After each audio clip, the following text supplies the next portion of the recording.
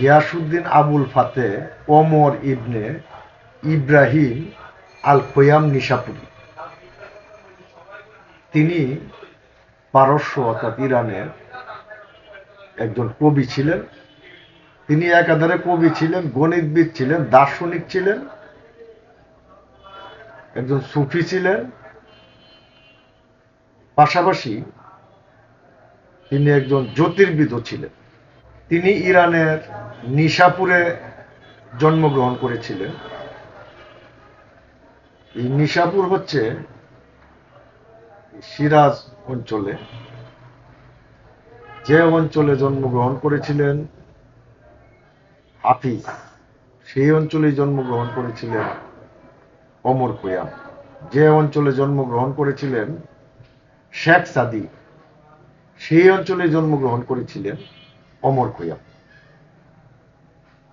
আমরা ওমর খৈয়াম সম্পর্কে আজকে জানব। তিনি পৃথিবীতে বিখ্যাত হয়েছেন তার রুবাইয়ের মাধ্যমে। রুবাই হচ্ছে 4 লাইনের কবিতা। এই 4 লাইনের কবিতার মাধ্যমে বিস্তৃতভাবে অনেক দার্শনিক তত্ত্ব ব্যাখ্যা করা হয় এবং এইগুলিকে রুবাই বলা হয়। এই ওমর খৈয়ামের যে রুবাই, এগুলি ফার্সি থেকে চমৎকারভাবে অনুবাদ করেছেন কবি কাজী নজরুল ইসলাম বাংলায়। ওমর খৈয়ামের যে রুবাইগুলি বহু ভাষায় অনুবাদ করা হয়েছে এবং অত্যন্ত জনপ্রিয় কবি তিনি।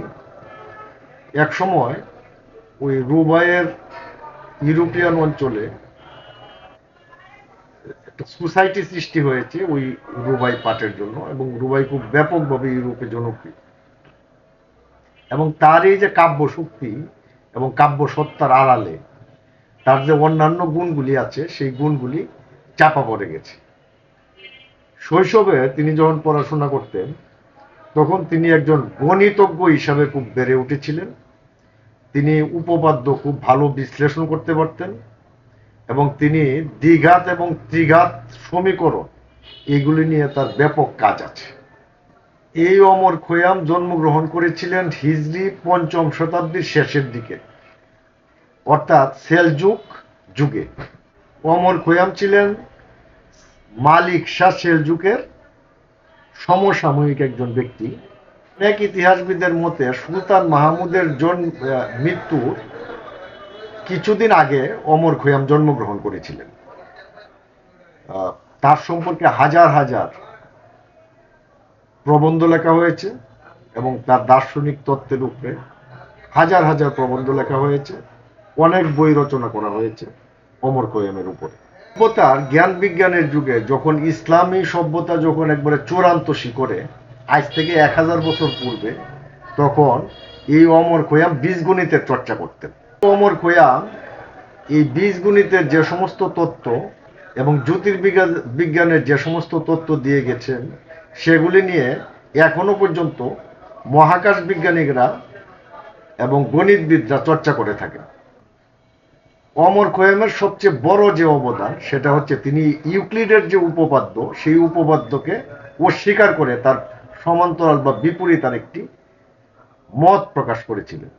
এই জন্য ইউক্লিডের উপপাদ্যের বিপরীতে যখন কোনো তত্ত্ব উপস্থাপন করা হয়, তাহলে তখন সেই ওমর খৈয়ামের যে উপপাদ্যটি ইউক্লিডের বিপরীতে, সেটা রেফারেন্স হিসেবে আসে। তিনি জ্যোতির্বিদ হিসাবে এতটাই পরিচিত ছিলেন যে তৎকালীন মালিক শাহ তাকে মান মন্দিরে বানানোর জন্য তাকে আমন্ত্রণ জানিয়েছিলেন এবং তাকে একটি বর্ষপঞ্জি রেডি করতে বলা হয়েছিল, এবং তিনি অনেক গবেষণা করে সেখানে পারস্যের যে বর্ষপঞ্জি সেটা তিনি প্রস্তুত করেছিলেন। খৈয়াম সৌর বছরের দৈর্ঘ্য পরিমাপ করেছিলেন 365.242 দিনে 1 বছর, অর্থাৎ প্রতি 5500 বছরে এই সৌর বছরে প্রতি বছরে 1 ঘন্টার গরমিল হবে। অপরদিকে গ্রেগরিয়ান যে বর্ষপঞ্জি আছে, সেইখানে তারা যে বর্ষ যে পরিমাপ করেছেন, সেখানে 3300 বছরে একবার 1 ঘন্টা গরমিল হয়। 1079 সালের 15ই মার্চ মালিক শাহ সেলজুক তিনি ওমর খৈয়ামের যে সংশোধিত বর্ষপঞ্জি সেটা তিনি পারস্যে চালু করেন। ওমর খৈয়াম অত্যন্ত জ্ঞানী ব্যক্তি ছিলেন, তিনি অনেক রহস্যের সমাধান করতে পারেননি এবং এত বড় গণিতবিদ এবং জ্যোতির্বিদ হওয়ার পরেও, দার্শনিক হওয়ার পরেও তিনি সেটা পারেননি। তিনি এই রহস্যের সমাধান না করার যে আক্ষেপ, তিনি তার বিভিন্ন রুবাইয়ে তিনি সেটা প্রকাশ করেছেন। তিনি লিখেছেন, সৃষ্টির রহস্য জানো না তুমি, জানি না আমি, না এমন এক জটিল বাক্য যা পড়তে পারো না তুমি, না আমি পর্দার আড়ালে তোমারও আমার মাঝে চলছে আলাপ, পর্দা যেদিন উঠে যাবে সেদিন থাকবে না তুমিও আমি। অর্থাৎ এরকম ভাবে তিনি সৃষ্টি রহস্যকে আমাদের মাঝে প্রকাশ করেছেন এবং তার এই রুবাই পর্যালোচনা করলে দেখে যায় যে তিনি আসলে বলতে চেয়েছেন নিজেকে জানো, নো দেই সেলফ। এবং তিনি একজন প্রকৃতপক্ষেই সুফি ছিলেন, প্রকৃতপক্ষেই সুফি কবি ছিলেন। আল্লাহকে জানতে হলে নিজেকে জানতে হবে। এই যে সুফির দর্শন, এই দর্শনটা প্রচার করতে গিয়ে তিনি তার রুবাইতে লিখেছেন, বিশ্ব দেখা জামশেদিয়া পেয়ালা খুঁজি জীবন ভর, ফিরনু বিতাই সাগরগিরি কান্তার বন আকাশ প্রোর, জানলাম শেষ জিজ্ঞাসিয়ে দরবেশে এক মুর্শিদে, জামশেদেরই জাম বাটিয়েই দেহ আত্মা মোর। ওমর খৈয়াম আল্লাহর প্রতি প্রার্থনা সূচক অনেক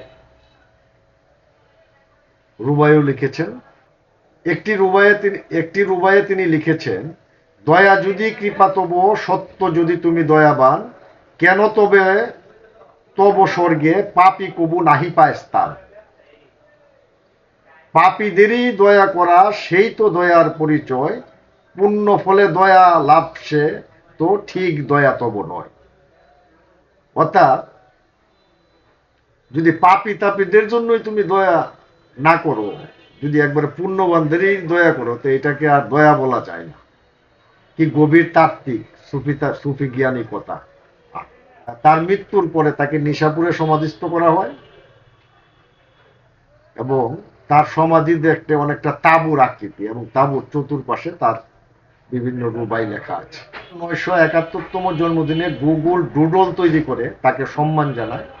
এতেই প্রতীয়মান হয় যে তিনি কতটুকু সারা বিশ্বে জনপ্রিয়।